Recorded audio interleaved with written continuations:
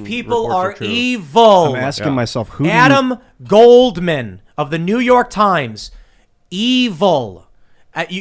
We've got to stop playing these games.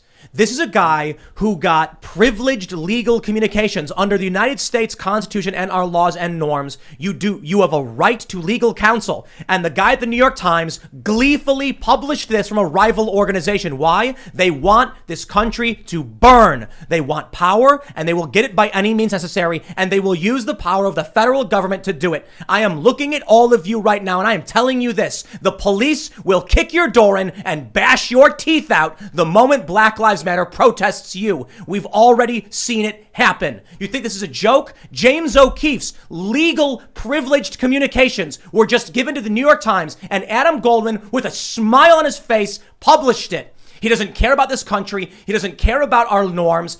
These people are at war with you, and they will burn your life to the ground like they're doing to Rittenhouse and like they're doing now to James O'Keefe because you dare oppose their power grab.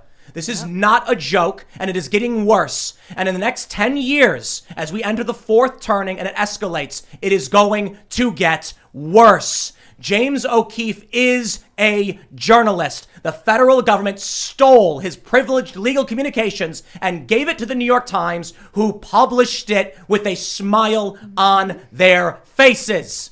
These people do not hold your values. They do not believe in the Constitution. The prosecutor in the Rittenhouse case violated the Constitution. They will do it again. They will do it more, and they will burn down your town, and the feds will protect them, and the police will protect them. Stop thinking the institutions are on your side. This country is being corrupted, and we are watching it every day, and it has gotten to the point where you need to ask yourself, will the police protect you when someone comes to your town and threatens to kill you? No. The detectives in Kenosha, the prosecutor went against the young man who was fleeing for his life.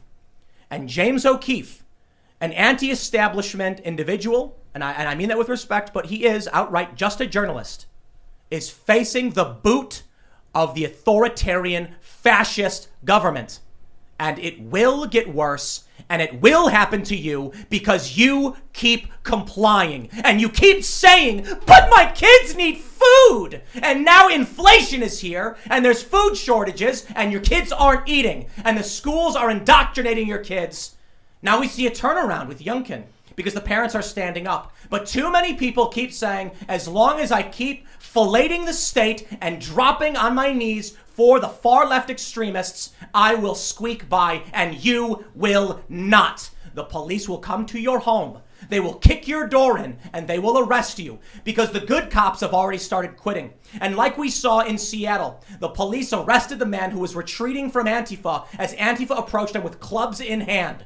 And they apologized to Antifa over it. Like we saw in the Chaz, when several men unloaded hundreds of rounds into an SUV, and then the extremists stripped the evidence from the vehicle, and none of those people are brought to justice. And now we are at the point where Project Veritas is having their private, privileged, legal communications leaked to the New York Times, who with a smile on their face violate all norms, all respect, and lack all scruples.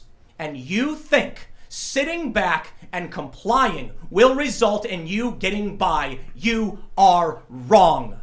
I'm sick of this.